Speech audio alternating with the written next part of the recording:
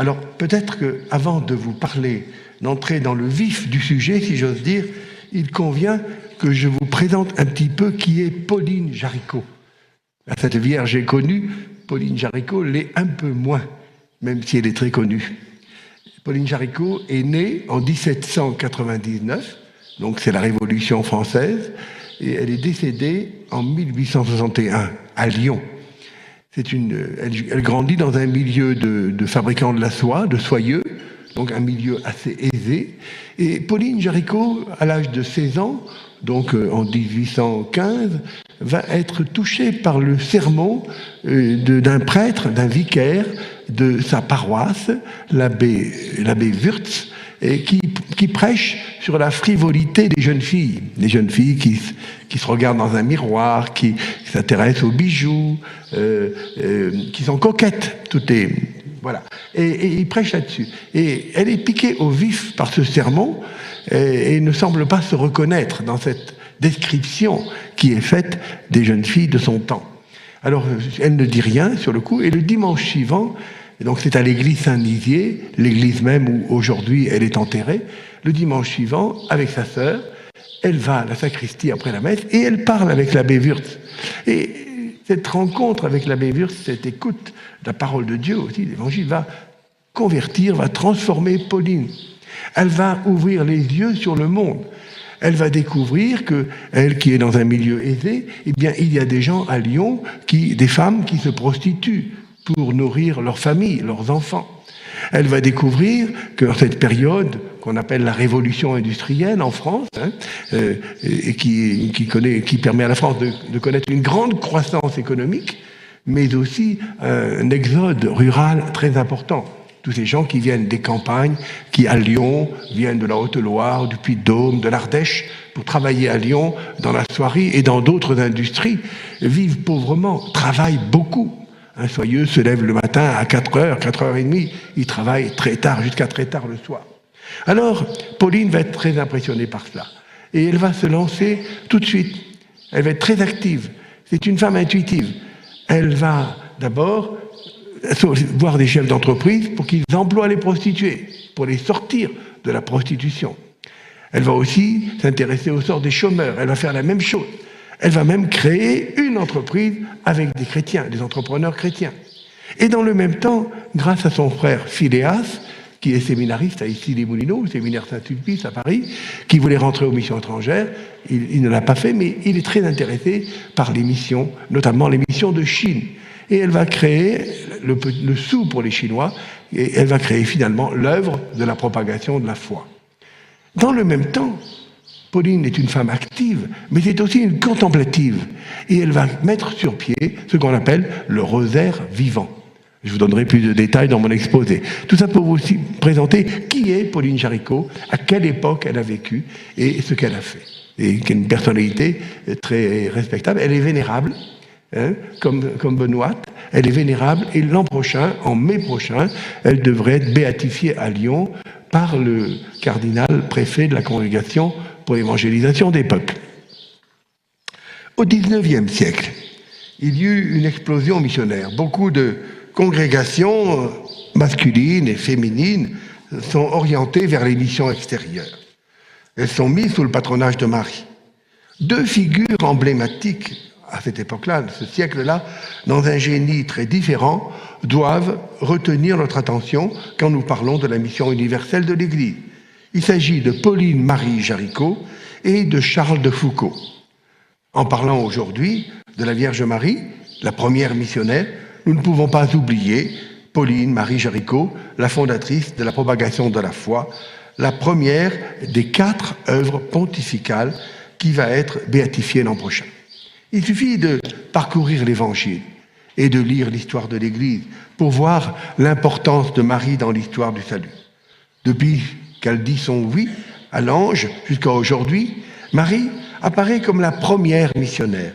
Elle est reconnue, elle est honorée comme la véritable mère de Dieu et du Rédempteur. Elle est honorée depuis des temps très anciens sous le titre de Mère de Dieu. Cela est proclamé solennellement par le concile d'Éphèse en 431. Qui, mieux que Marie, peut nous parler du salut en Jésus-Christ? Marie a reçu à la fois dans son cœur et elle a reçu aussi dans son corps le Verbe de Dieu, la parole de Dieu, le Sauveur. Elle est présente au monde, elle présente au monde la vie même, Dieu lui-même, l'auteur de la vie et celui qui donne la vie de Dieu. De toute éternité, Dieu a choisi la Vierge pour être mère de Dieu. C'est ce que nous dit le Concile, la Constitution Lumen Gentium. Marie peut être présentée comme l'associée du Christ, l'associée au mystère du salut de l'humanité, la première missionnaire qui nous offre le Christ, qui nous offre le Sauveur. Elle est unie à son Fils par le don et par la charge de sa maternité, dans l'œuvre du salut, par un lien indissoluble. Elle est associée au Rédempteur et à son œuvre par son consentement à la parole de Dieu. En réponse à la demande de Dieu, elle a dit à l'ange « Que tout se passe pour moi comme tu l'as dit ». Elle se livre intégralement à Dieu, à la personne et à l'œuvre de son Fils, comme nous l'explique le Concile Vatican II. Généreusement associée sur terre à l'œuvre du Rédempteur, à titre absolument unique, elle est la première missionnaire, nous dit le Concile. En effet, être missionnaire, qu'est-ce que c'est? Eh bien, n'est-ce pas offrir au monde Jésus-Christ, l'unique sauveur du monde? Mais auparavant, c'est se rendre disponible pour accueillir dans son cœur le Seigneur Jésus, la parole de Dieu. Pour offrir le Sauveur au monde, il faut d'abord l'accueillir soi-même, c'est-à-dire écouter le Verbe de Dieu, comme nous pouvons le lire dans l'Évangile de Saint Jean.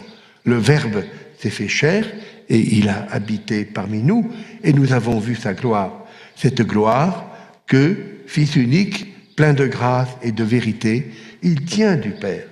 La grâce et la vérité sont venues par Jésus-Christ, le Fils de Marie. Le salut nous est parvenu par Jésus le Christ, le Verbe fait chair dans le sein de Marie. Marie ne s'est pas contentée de donner corps à son Fils Jésus. Elle reste toujours unie à son Fils. Coopérant à l'œuvre du salut, à titre absolument unique, pour devenir la mère des vivants, notre mère dans l'ordre de la grâce, comme le dit bien le Concile. Marie coopère non pas de façon passive, mais de façon active. Son consentement à l'Annonciation va se poursuivre jusqu'au pied de la croix. Elle s'est donnée tout entière au mystère du rachat de l'humanité. Elle est engagée auprès de son Fils pour le salut de cette humanité, le salut de tout le genre humain, de chacun d'entre nous, comme l'Église qui va naître et qui va désormais travailler en Jésus-Christ et dans l'Esprit Saint au salut de toute l'humanité. En effet, l'Église est dans le Christ en quelque sorte le sacrement, c'est-à-dire à la fois le signe et le moyen de l'union intime avec Dieu et de l'unité de tout le genre humain. Sa nature et sa mission sont donc universelles, comme celles de Marie. Il faut donc aller plus loin et dire que Marie s'est associée d'un cœur maternel au sacrifice du Christ. Elle est présente au mystère du Christ. Néanmoins, c'est le Christ qui est l'unique médiateur du salut. En invoquant Marie comme auxiliatrice et comme médiatrice, il n'est fait ni dérogation ni addition à la dignité et à l'efficacité de l'unique médiateur qui est le Christ. C'est ce que nous rapporte le Concile. En effet, Marie a été élevée par la grâce de Dieu au-dessous de son Fils, mais au-dessus de tous les anges et de tous les hommes, comme la Mère très sainte de Dieu. Elle est présente au mystère du Christ et légitimement honorée par l'Église d'une dévotion spéciale. Elle est honorée sous le titre de Mère de Dieu. Et nous avons raison de nous réfugier sous sa protection.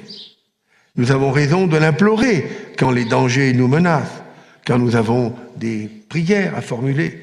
Elle nous écoute, elle parle de nous à son Fils. Elle nous parle aussi de son Fils, notre Sauveur. Nous sommes invités à la vénérer, nous sommes invités à l'invoquer, à l'aimer, à l'imiter, en laissant résonner dans nos cœurs les paroles prophétiques qu'elle a prononcées.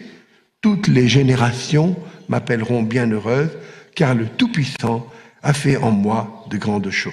Oui, Marie est la servante du Seigneur.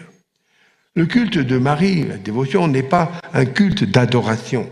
Le culte d'adoration est réservé au Verbe incarné, ainsi qu'au Père et à l'Esprit Saint. L'adoration est réservée à Dieu, à travers l'honneur rendu à sa mère, le Fils pour qui tout existe et en qui il a plu au Père éternel de faire habiter toute la plénitude, peut-être comme il le doit, connu, aimé, glorifié, obéi dans ses commandements. Au sujet de l'adoration, je voudrais dire quelque chose. Lorsque nous adorons le Christ présent dans le Saint-Sacrement, nous donnons une grande leçon. Nous donnons une leçon à tous les tyrans du monde qui veulent se faire adorer par les hommes, depuis César jusqu'à aujourd'hui. Des hommes, des chefs d'État, des partis veulent se faire adorer. Il n'y a que qui compte. Eh bien, le chrétien, en adorant le Saint-Sacrement, donne une leçon de respect des droits de l'homme, une leçon de dignité à tous ces gens-là, en leur rappelant que seul Dieu est adorable. Je ferme la parenthèse. La dévotion à Marie n'est pas un culte d'adoration, comme je le disais. C'est réservé au Seigneur. Alors, comment exprimons-nous cette dévotion pour Marie ? Eh bien d'abord, avec les mystères joyeux. Nous nous tournons vers la Vierge Marie, celle qui nous conduit à la connaissance du secret et à la joie chrétienne. Elle nous rappelle que le christianisme est avant tout une bonne nouvelle, dont le centre, dont le contenu réside dans la personne du Christ, le Verbe fait chair, l'unique sauveur du monde. Nous sommes invités à nous laisser aimer par Dieu, dans la foi et dans l'humilité, quand nous méditons le mystère de l'Annonciation de l'ange à Marie. Nous sommes invités à rendre service, à vivre de la charité, à vivre de l'amour fraternel, quand nous méditons sur la visitation de Marie à sa cousine Élisabeth, en méditant sur la nativité de l'enfant Jésus à Bethléem. Nous sommes invités à demander l'humilité de Dieu, la joie, la paix, le détachement des biens matériels. Dieu s'est fait humble, homme limité dans son corps, limité dans l'espace. Il est né dans des conditions extrêmement modestes. La Vierge Marie et Joseph ont le privilège de l'accueillir dans le monde, mais aussi dans leur cœur, en étant ouverts à ce qu'il va leur dire, à ce qu'il va leur faire découvrir. Plus tard, c'est dans le temple qu'ils vont le retrouver et il va essayer de leur faire comprendre qu'il est venu révéler dans l'esprit l'amour du Père. Nous sommes invités, oui, à nous laisser conduire par Marie vers Dieu, à entrer dans l'obéissance de la foi. La Vierge Marie nous invite à demander la fidélité à l'appel de Dieu sur chacun d'entre nous. Avec les mystères lumineux, nous sommes invités à vivre les grands moments de la vie de Jésus et bien sûr à faire tout ce qu'il nous dira. En effet, à Cana, la mère de Jésus dit aux serviteurs « Quoi qu'il vous dise, faites-le » et le miracle va se produire. Le premier signe, grâce à Marie. Nous sommes invités à apprendre à vivre notre vie de baptisés dans la dignité des enfants de Dieu. Nous sommes invités à servir avec assurance à la suite de la Vierge Marie. Nous sommes invités à méditer les mystères du baptême de Jésus au Jourdain, les noces de Cana. Nous sommes invités à méditer sur la manière dont Jésus annonce le royaume de Dieu, en invitant ses auditeurs à vivre dans la justice et dans la paix, et dans l'amour et la fraternité. Oui, il appelle le Seigneur, il appelle chacun d'entre nous à la conversion.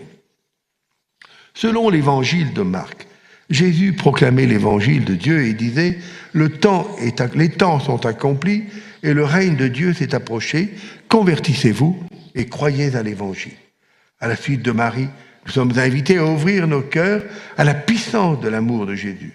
Nous Nous sommes invités à conformer notre existence à la volonté de Dieu, à apprendre avec la Vierge Marie à découvrir la divinité de Jésus pour mieux le suivre. Invités aussi à découvrir l'humanité et la divinité de Jésus, mais aussi l'amour de Dieu pour l'humanité. Dieu est amour et il se révèle dans le corps et dans le sang de Jésus, le Fils de Marie. Il se révèle dans l'Eucharistie. Au cœur de l'Eucharistie, nous sommes renvoyés à tous les mystères de notre salut. L'amour de Dieu a été répandu dans nos cœurs par l'Esprit Saint et dans l'Eucharistie. Nous sommes invités à voir jusqu'où Dieu nous aime. Le mystère pascal nous renvoie au mystère de l'incarnation, expression de l'amour de Dieu pour l'humanité et de l'amour de l'humanité pour son Créateur.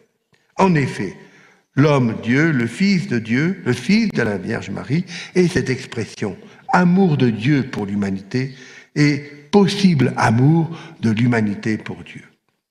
Avec les mystères douloureux du Christ, alors nous nous tournons vers le point culminant de la révélation de l'amour de Dieu, la source de notre salut, la croix, le mystère pascal. Mais quand nous disons la croix, nous devons aussi penser à l'agonie de Jésus au jardin des Oliviers, à sa flagellation, au couronnement d'épines, sans oublier le portement de la croix, le crucifixion, la mort sur la croix. Mais à quoi sommes-nous invités aujourd'hui quand nous méditons les mystères douloureux du Christ? Nous sommes invités à résister à tout ce qui pourrait faire souffrir nos frères et sœurs, à lutter contre tous nos péchés, nos manques d'amour. En contemplant le Christ en croix, tout ce qu'il a souffert pour nous manifester l'amour de Dieu, alors nous pouvons résister à la tentation. Nous pouvons nous repentir. Et pour dire oui à Dieu, comme Marie et Jésus, il n'est pas facile de demander pardon. Il n'est pas facile de pardonner. Et pourtant, ce chemin nous est indiqué et il peut parfois ressembler à un chemin de croix. Marie l'a suivi. Imaginez tout ce qu'elle a pu souffrir en voyant souffrir son fils, humilié, chargé de la croix, suspendu à la croix, insulté, déshonoré. Imaginez la douleur qui assiste à la mort de son fils sur une croix. Avec ces mystères douloureux du Christ, oui, nous luttons contre l'esprit de domination et de vanité, ou plus simplement, nous apprenons à nous aimer les uns les autres, humblement, dans le service. Je suis la servante du Seigneur, dit Marie à l'ange, que tout se passe comme tu l'as dit. Elle est là, dans la logique du serviteur, de la servante, et nous savons que la souffrance et l'humiliation sont souvent liées au service, y compris le service de l'Évangile. Aller porter l'Évangile dans un pays où on ne connaît pas bien la langue et les coutumes, on risque de dire n'importe quoi, de mal nous comporter selon les coutumes du peuple qui nous accueille.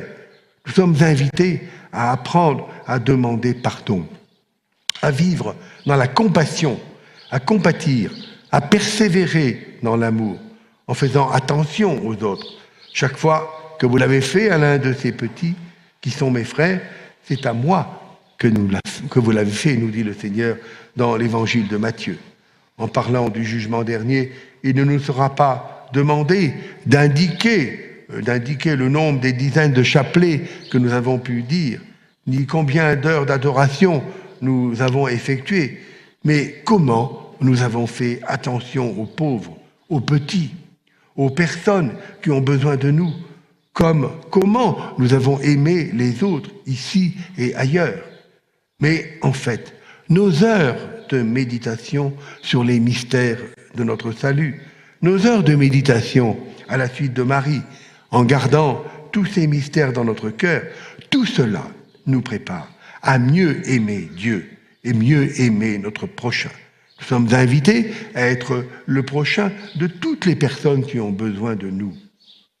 Notre mission, c'est de témoigner de l'Évangile, c'est d'aimer sans limite, de pardonner sans limite, même à nos ennemis. Je voudrais, avant d'orienter vos regards vers Pauline Jaricot, dire quelques mots sur les mystères glorieux. En effet, tout ne finit pas par la croix. Nous ne devons pas nous arrêter au vendredi saint, à nos péchés, ou encore à toutes les misères du monde, tout ce qui va bien, tout ce qui ne va pas bien, dans notre monde. Nous ne devons pas oublier de fixer notre regard sur le mystère pascal, sur la gloire du Christ, en méditant justement les mystères glorieux, la résurrection, l'ascension, mais aussi la descente du Saint-Esprit, l'Assomption de la Sainte Vierge Marie et son couronnement au ciel. Le salut est totalement offert et nous devons annoncer cette bonne nouvelle au monde entier. Cette bonne nouvelle du Christ ressuscité doit être proclamée partout, en tout temps. L'Église est faite pour évangéliser, disait le pape Paul VI. Et le pape François n'arrête pas de nous inviter à être des disciples missionnaires, des disciples en sortie missionnaire. C'est ainsi que nous manifestons notre fermeté dans l'espérance, alors que nous méditons sur l'ascension de Jésus qui nous dit qu'il est avec nous jusqu'à la fin des temps. Sa présence est d'ailleurs signifiée par le don de l'Esprit aux apôtres et à tous les missionnaires, par cette Église missionnaire. Ce don de l'Esprit à tous les peuples pour la vie du monde, l'Esprit de Pentecôte. C'est aussi le même esprit qui anime l'Église missionnaire, qui précède les missionnaires et qui les assiste, y compris dans des situations complexes et difficiles. C'est l'Esprit qui fait de chaque baptisé un témoin du Christ à la suite de Marie. Chacun de nous est invité à être un disciple missionnaire, préoccupé par le salut des autres, l'annonce de la parole qui nous sauve, cette parole que Marie a accueillie, qu'elle a méditée dans son cœur pour en vivre durant toute sa vie. Oui, quelle joie si nous pouvons apprendre à solliciter l'intercession de la Vierge Marie, à méditer sur son rôle dans le salut. Rôle qui ne s'interrompt pas après son Assomption. Quelle chance si nous prenons conscience que la bienheureuse Vierge Marie est la Mère de Dieu et qu'une place de choix lui a été réservée dans le mystère du salut, dans le mystère du Christ et de son Église, comme nous l'explique le Concile. Cette Église est féconde, comme Marie, une Église maternelle, comme elle. Elle est invitée à vivre les vertus de Marie, humble, servante, joyeuse d'être choisie pour coopérer au salut de l'humanité. À la suite de Marie, donc, Pauline Jaricot est une laïque qui est passionnée pour elle, pour Marie et pour la mission de l'Église. Dans cette dernière partie de cette intervention, je vous ai dit tout à l'heure comment cette jeune fille de Lyon, 1799-1862, a su tisser des relations filiales avec Marie pour mieux se préoccuper du salut de ses frères et sœurs, mieux soutenir les missionnaires du monde entier. Il faudrait beaucoup plus de temps pour vous dire l'essentiel de la vie de Pauline Jaricot, cette jeune fille à qui Paul VI attribue l'intuition, je cite le pape, l'intuition, l'initiative et la méthode de cette belle œuvre qu'est la propagation de la foi, fondée par elle en 1822, et qui rapidement va soutenir des milliers de missionnaires encore aujourd'hui dans le monde entier. Il est impossible d'évoquer la grande figure missionnaire de Pauline Jaricot sans parler de l'amour, de l'Eucharistie et du rosaire vivant. Pauline n'est pas une théologienne, mais elle ose écrire une œuvre importante. Jésus se donne tout entier, corps livré, sang versé pour le salut de la multitude. Et il ajoute « Faites cela en mémoire de moi ». Pauline Marie Jaricot crée le rosaire vivant et plus tard, en 1831, elle va fonder les Filles de Marie, avec qui elle va s'installer dans la maison de Lorette, que vous pouvez visiter aujourd'hui. Elle se trouve en dessous de la basilique de Fourvière, à Lyon, sur les pentes de la colline de Fourvière. Elle va mener là une vie religieuse dans le monde en répondant aux énormes obligations créées par le rosaire vivant.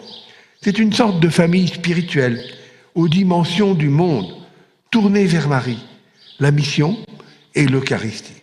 Retenons d'abord quelques idées sur le rosaire vivant en lien avec les mystères du salut. Le rosaire vivant, justement, et les mystères de notre salut. Le rosaire vivant et l'œuvre de la propagation de la foi sont les deux œuvres majeures de Pauline Jaricot. C'est elle qui lance le rosaire vivant. Elle prend modèle sur la propagation de la foi qu'elle a fondée quelques années plus tôt. Ce renouveau de la pratique du rosaire est surtout une œuvre d'évangélisation.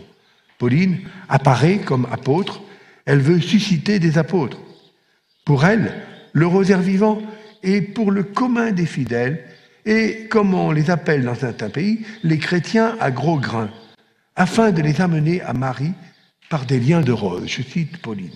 Elle veut mettre en œuvre, en quelque sorte, une pratique qui soit à la portée de tous, une sorte de bréviaire des pauvres, comme on appelle parfois le rosaire vivant, avec trois objectifs. Faire prier pour ceux qui ont du mal à prier, lutter par la prière contre les maux qui atteignent la société et constituer des foyers de communion missionnaire. Il faut prier, certes, mais prier ensemble pour entraîner d'autres dans la prière et dans le renouveau de la vie. Car là où 2 ou 3 se trouvent réunis en mon nom, je suis au milieu d'eux, nous dit le Seigneur. Le rosaire vivant est une nourriture solide par la médiation des mystères du Christ, les mystères du salut dont nous venons de parler. Pour Pauline, tous les biens lui sont venus par le rosaire vivant, notamment l'humiliation du cœur et la prière fondée sur la confiance envers les mérites du Fils de Dieu. C'est ainsi qu'elle a obtenu le règne de la paix dans son âme. Par la pratique du rosaire, explique Pauline, mon esprit s'est plus spécialement détaché de tous les raisonnements de sagesse des hommes, pour ne plus espérer de salut pour l'univers que dans les mystères de la vie et de la mort d'un Dieu fait homme et victime de sa charité. Par la vertu du Saint-Rosaire, mon cœur, dit-elle, a osé unir sa voix à celle d'un Dieu sauveur dont les larmes, la pauvreté, les souffrances n'ont cessé de faire retentir les demandes que je formule dans la prière du Notre Père. C'est en fait l'Évangile qui est sur les lèvres de Pauline et de toutes les personnes qui disent la prière du rosaire. La salutation angélique, la prière du Seigneur, l'Évangile que l'on rumine à travers les mystères joyeux, lumineux, douloureux, glorieux. À travers le rosaire vivant, Pauline apparaît comme une laïque missionnaire avec d'importants talents d'organisatrice, soucieuse d'utiliser une bonne pédagogie de la foi. Elle révèle son visage de maîtresse de vie spirituelle qui partage les fruits de sa contemplation, les fruits de sa méditation sur les mystères du rosaire, de l'œuvre du salut. En effet, elle écrit régulièrement aux personnes qui sont engagées dans le rosaire vivant et la mission de l'Église pour leur partager les fruits de sa prière, les fruits de sa méditation. Le rosaire apparaît comme un résumé de l'Évangile, car il permet de parcourir les points essentiels des mystères de notre salut. L'objectif, pour Pauline, c'est de multiplier les groupes du rosaire vivant. C'est de réveiller la foi comme temps de Saint Dominique et de réaliser des œuvres de salut. Il est donc important de connaître le rosaire vivant et de bien percevoir le lien qu'il établit entre prière et mission. Salut personnel et salut des autres. Salut de ma communauté, salut de mon Église, salut de toute l'humanité, ici et partout dans le monde. Il est important aussi de bien articuler méditation de l'Évangile et communion ecclésiale, contemplation pour mon salut personnel et engagement pour le salut des autres, le salut du monde entier. Pauline elle-même va ainsi grandir en sainteté. L'amour pour le Christ qui consumait Pauline va la pousser à prier, va la pousser à agir, à aider d'autres personnes à entrer dans la même dynamique d'amour. Elle explique ainsi, je la cite, « Le désir d'aimer, la soif dévorante de posséder mon Dieu me faisait désirer aussi d'agir pour sa gloire. Je sentais que celui-ci qui m'enivrait de ce fleuve d'amour demandait quelque chose de ma part. J'avais toujours un pressentiment secret qui me disait « Dieu veut que tu serves à ta gloire. Tu es réservé pour remplir des desseins cachés. » C'est ainsi que Pauline, en créant le rosaire vivant, va créer des associés solidaires pour le rosaire vivant. Elle divise le rosaire en 15 chapelets. Les associés, donc les membres du groupe, se répartissent en sections de 15 personnes ou quinzaines, en l'honneur des 15 mystères du rosaire. Chaque associé doit réciter tous les jours une dizaine de chapelets en l'honneur d'un mystère, tiré au sort chaque mois qui lui est échu. De la sorte, le rosaire est récité en entier chaque jour par le groupe des 15 et tous les mystères sont médités à tour de rôle. Le rosaire est récité autant de fois chaque jour qu'il y a de sections. À la tête de chaque section, il y a ce qu'on appelle une zélatrice. Les sections se regroupent à leur tour en divisions comprenant 11 sections, avec à leur tête une conseillère. Je ne vais pas entrer dans les détails de l'organisation, mais voyez que Pauline est une gestionnaire, y compris lorsqu'elle organise la prière. Elle veut que le rosaire soit prié intégralement chaque jour, et elle va organiser le rosaire comme elle a organisé l'œuvre de la propagation de la foi. L'originalité de Pauline, justement, c'est de répartir les 15 dizaines en 15 associés solidaires. Elle insiste beaucoup sur la méditation des mystères. Elle écrit ceci, « C'était quelque chose de rendre par là cette pratique facile à la multitude. » Alors, afin de resserrer les liens de charité par des rapports fréquents entre personnes d'un même groupe, les assemblées vont être fractionnées. C'est plus facile d'éviter la confusion des assemblées nombreuses. Pauline va établir des liens profonds de charité fraternelle et même surnaturelle entre ses associés, c'est-à-dire les gens de ce groupe de prière. Tous les cœurs dévoués à Notre-Dame du Saint-Rosaire sont invités à vivre de la charité du Seigneur et à être un seul cœur. Cette charité, je la cite, n'est point un amour d'exclusion qui se contente seulement dans les membres de l'association. C'est au contraire un amour d'extension. C'est une réunion de forces que nos cœurs se prêtent mutuellement pour aimer plus parfaitement tous ceux que Dieu a créés à sa ressemblance et qu'il a rachetés comme nous de son précieux sang. Voilà. Elle veut un rosaire vivant pour tous.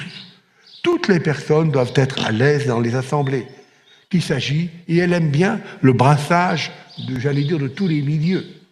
Je la cite, il faut qu'il y ait des négociants, des rentiers, des simples ouvriers, des petits bonnets ronds. Pour Pauline, les rassemblements du premier dimanche de mois, comme des conseils de famille, doivent être une joie. C'est l'occasion d'être simple, d'être humble, d'être régulier. En donnant le nom de rosaire vivant à l'œuvre, Pauline a voulu faire vivre par la méditation et par la contemplation les mystères de la vie de Jésus et de Marie, en les mettant en œuvre dans la vie quotidienne. Les dizaines vont se multiplier rapidement en France, en Italie, en Suisse, en Belgique, en Angleterre, dans plusieurs contrées d'Amérique. Le rosaire va ainsi planter ses racines de vie également en Inde et aussi au Canada. Il va s'implanter en Afrique. À la mort de Pauline Jaricot, donc en 1862, l'association comptait 2,5 millions d'associés.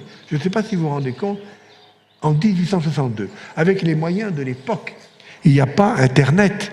2,5 millions de personnes qui sont rassemblées dans ce qu'on appellerait aujourd'hui des groupes de prière pour prier le rosaire vivant. Et donc, à la mort de Pauline en 1862. Elle exerçait vraiment une influence sans mesure par le rosaire vivant, elle va acquérir une notoriété mondiale. Sans doute parce que son cœur brûlait d'amour pour le Christ et pour l'Église, et à qui elle avait tout donné dès l'âge de 17 ans. Partout où les dizaines se forment, on remarque une constance dans le bien, un parfum de vertu qui n'existait pas auparavant, souligne Pauline Jaricot. Pour elle, la prière doit être au centre des préoccupations des associés du rosaire. Selon Pauline, la prière est un moteur puissant qui fait sentir sa force d'un bout du monde à l'autre. Elle va chercher dans le cœur de Dieu, sur le trône de sa toute-puissance, des grâces de vie et de salut pour tous. La prière, dit Pauline, c'est le royaume de Dieu au-dedans de nous-mêmes. Elle s'étend à tous, au ciel, sur la terre, dans le purgatoire. Elle enchaîne les démons, elle triomphe de la justice de Dieu qui ne peut lui refuser les prodiges de sa miséricorde. Dans le rosaire vivant, Pauline ne voyait pas d'autre chose que des personnes qui prient Marie. Il s'agit d'une œuvre de pauvres et de simples personnes dont toute l'intrigue, toute la politique consiste à aimer et à faire aimer Jésus et Marie par les moyens de la méditation du rosaire, joint aux œuvres de charité. Pauline savait rendre grâce de ce que le rosaire vivant permettait à diverses personnes de vivre, et elle l'écrivait très simplement. Comme au temps de saint Dominique, c'est-à-dire au XIIIe siècle, la récitation du Saint-Rosaire va aider diverses personnes à mieux prier, à vivre une foi intense, articulée au soutien des missionnaires, de la mission de l'Église. Les liens fraternels avec Pauline Marie Jaricot, à travers l'admirable dévotion du rosaire, sans oublier, bien sûr, le lien fortement établi par elle entre la prière et l'évangélisation. La Vierge Marie et son Fils Jésus ont aidé diverses personnes à se convertir. Certes, il faut relever l'attention de Pauline envers les personnes les plus humbles et les petits, mais aussi la manière dont elle orientait vers la Vierge Marie. Notons surtout son insistance sur la contemplation de Jésus dans ses mystères. En méditant les mystères de la vie de Jésus à travers le rosaire, le croyant est invité à accueillir l'Évangile au plus profond de son cœur. La simplicité de la récitation du rosaire n'exclut pas non plus la possibilité offerte aux chrétiens de méditer de cette manière sur des pages importantes de l'Évangile. Pauline voulait ainsi offrir à Marie un assemblage de quinzaines de vraies couronnes avec les 5 mystères joyeux. La méditation des 5 mystères joyeux nous ouvre à l'espérance, nous ouvre aux joies éternelles. En effet, si nous mourons avec lui nous vivrons. Si nous souffrons avec lui nous régnerons. En méditant les 5 mystères lumineux ajoutés par le Saint-Pape Jean-Paul II en 2002, le baptême du Christ dans le Jourdain, les noces de Cana, l'annonce du royaume de Dieu, la transfiguration du Christ et l'institution de l'Eucharistie, nous sommes invités à vivre notre mission de baptiser au cœur du monde, avec joie, comme nous y invite le pape François dans Evangelii Gaudium. Le missionnaire est heureux d'avoir le Sauveur Jésus pour le porter au monde, pour le porter jusqu'au bout du monde, pour travailler avec lui dans l'esprit, afin que le règne de Dieu vienne, afin que la volonté de Dieu soit faite ici comme au ciel, afin qu'il y ait plus d'amour, plus d'engagement missionnaire dans notre monde, et que tous s'investissent, en commençant par les chrétiens, pour construire un monde plus beau, où règne la paix, la justice, la fraternité. Cette fraternité dont parle si bien le pape François dans l'encyclique Fratelli Tutti. Alors, à la suite de Pauline Jaricot, nous sommes invités à relier fortement ensemble l'accueil de l'Évangile, la Vierge Marie et la mission universelle de l'Église. Ainsi, Pauline Jaricot conseille, quand vous récitez une prière, pensez à ce que vous dites, les mots que vous utilisez, et si vous prononcez le Notre Père, le Je vous salue Marie, ou encore le Seigneur est avec vous, pensez à la dignité de la personne que l'on prie. Pensez à tous les projets de salut et de sainteté que Dieu formule pour chacun et pour chacune de nous. Pensez au salut de tous les êtres humains. Quand nous disons notre Père qui est aux cieux, pensons à Dieu, le Créateur de tout ce qui existe et qui peut élever notre cœur vers lui, celui qui nous aime, celui que nous devons contempler, honorer, adorer. Nous pensons à celui dont la providence dispose toutes choses pour notre bien et pour sa gloire. C'est lui qui nous a envoyé son Fils unique, Jésus le Christ. Nous prions afin que son nom soit sanctifié, ainsi qu'il le fut dans le mystère de l'Annonciation, de la Nativité, mais aussi quand Marie est allée rendre visite à sa cousine Élisabeth. En fait, nous sommes invités par la prière du rosaire vivant à prononcer des paroles bien connues, comme celle du Notre Père, qui est aux cieux, comme celle du « Je vous salue Marie », comblée de grâce, pour les méditer. Elle nous aide à reprendre simplement la prière que Jésus nous a apprise. Les paroles que l'ange Gabriel a adressées à la Vierge Marie. Nous sommes invités à nous relier à Dieu, à nous relier au Seigneur Jésus, à Marie, à méditer dans notre cœur tout le mystère de notre salut. Il faut penser au mystère du salut de toute l'humanité, au mystère du salut des personnes qui n'ont pas encore adhéré à la foi chrétienne, au mystère que chacun d'entre nous est invité à méditer en y mettant tout son cœur, toute la simplicité nécessaire. La méditation proposée dans le cadre du rosaire vivant peut aussi mettre en relief la volonté de Dieu que Pauline présente, je la cite, comme bonne, sainte, infiniment préférable à la mienne, que malgré sa corruption et sa malice, et par la plus criante des iniquités, j'ai si souvent préféré à la vôtre, Seigneur.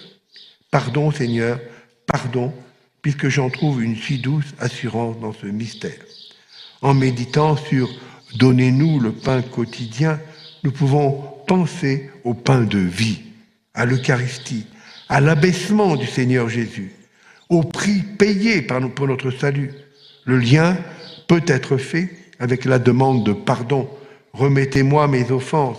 Il est possible aussi de penser à l'amour infini de Dieu manifesté en Jésus et que chaque chrétien peut ressentir à différents moments de sa vie. Enfin, Pauline nous invite à utiliser tout notre corps pour prier. Elle nous invite à utiliser notre corps, en particulier nos sens. Cette méthode de saint Ignace, appelée application des sens, est basée sur l'exigence de relier ce que nos lèvres prononcent, les prières vocales et l'usage des sens de notre corps. Nous sommes invités à faire participer tout notre corps à la prière. Nos yeux, nos oreilles, l'odorat, le toucher, le goût.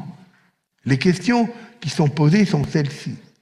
Comment nos sens nous permettent-ils de prier, de mieux prier, de progresser spirituellement sur le chemin de la sainteté? Comment les dons de Dieu et les vertus, comme des fleurs et des fruits d'un beau jardin, embellissent-ils l'âme de Jésus, de Marie, de Joseph et des autres saintes personnes qui se trouvent dans ces mystères? Voilà ce que nous dit Pauline. Chaque personne peut, en mettant en relief le sens de la vue, se représenter ce qui se passe. Pour Pauline, chacun de nous peut imaginer, comme elle l'écrit, une grande salle du prétoire dans laquelle les soldats de Pilate conduisent Jésus. Après son horrible flagellation, ce divin maître est tout nu, tout ensanglanté, prêt à recevoir de nouvelles douleurs. Les bourreaux lui tressent une couronne d'épines. Quelle couronne, Seigneur! L'imagination et la dévotion du cœur sont mises en relief. Le rosaire vivant est ainsi une invitation à la prière par la parole et aussi par les sens. Il est possible d'imaginer le visage de Jésus face aux humiliations excessives, la manière dont l'homme-dieu réagit devant sa douleur, mais aussi l'expression de sa douceur, l'expression de sa patience, la façon dont lui et le ciel gardent le silence. Les fruits du rosaire sont multiples et, pour Pauline, toutes sortes de biens lui est venue par Marie et par la récitation du rosaire. Les fruits de sainteté peuvent être perçus au niveau spirituel et au point de vue corporel. Des pécheurs, je la cite, des pécheurs endurcis dont le salut était presque désespéré ont été convertis. Des hérétiques opiniâtres et furieux ont été éclairés. Des villes, des provinces, des royaumes entiers ont été heureusement changés, soit par le changement des mœurs, soit par l'abjuration des erreurs où ils se trouvaient engagés. Du point de vue corporel, Pauline évoque les morts qui ont recouvré la vie, les aveugles qui ont retrouvé la vue, des sourds qui ont retrouvé l'ouïe, des muets la parole, des paralytiques l'usage de leurs membres et toutes sortes de maladies. Une santé que les secours de la médecine ne pouvaient leur rendre. Une dernière œuvre de Pauline, très rapidement, ce sont les filles de Marie. Selon Pauline, plusieurs personnes ont récité le rosaire et ont été exaucées. Les filles de Marie, c'est une association de laïcs consacrés qui vont mener une vie commune et qui vont être engagés dans la ville de Lyon pour différentes œuvres de Pauline, mais dont le cœur, le socle est la prière du rosaire. Alors, on peut dire que Pauline Jaricot va mener avec les filles de Marie une sorte de vie religieuse et quelques indications, si vous voulez, sur Marie comme première missionnaire, celle à qui Pauline-Marie Jaricot savait se confier, à tel point qu'elle se considérait, elle, comme fille de Marie, d'où le nom qu'elle a donné à son groupe. Elle veut réveiller la pratique du rosaire pour en faire une prière missionnaire. Elle fait jouer la solidarité dans le groupe de prière entre celles et ceux qu'elle appelle les associés. Elle veut que cette prière contribue à l'approfondissement de la foi, à la formation par la méditation des mystères de la vie du Seigneur. Voilà un petit peu ce qu'on peut dire de Pauline Jaricot. Donc une vie bien remplie parce qu'elle fut à la fois une contemplative et une femme pleine d'intuition, d'imagination. Saint Jean-Paul II écrit dans l'encyclique qui s'appelle Redemptor Hominis, il écrit ceci: le missionnaire est un contemplatif en action. Pauline Jaricot en est bien l'illustration. Elle n'a pas fondé de congrégations qui ont duré, mais durant toute sa vie, avec les filles de Marie, elle a été une contemplative en action, et une action qui a porté des fruits, comme je vous le disais, aussi bien avec le rosaire vivant, qui à sa mort rassemblait 2 500 000 personnes, qu'avec l'œuvre de la propagation de la foi, qui est devenue aujourd'hui les œuvres pontificales missionnaires, et qui continue à être une œuvre du Saint-Père, qui aide le Saint-Père. Par exemple, en octobre dernier, en pleine pandémie, le pape a demandé aux OPM de collecter des fonds pour aider nos églises en Afrique, particulièrement touchées par la pandémie, avec beaucoup moins de moyens pour relever ce défi qu'il y en a en Europe. Et en France, par exemple, en 6 mois, nous avons collecté quand même à peu près 700 000 euros. Vous voyez, la générosité des chrétiens grâce à la prière par l'intercession de Marie.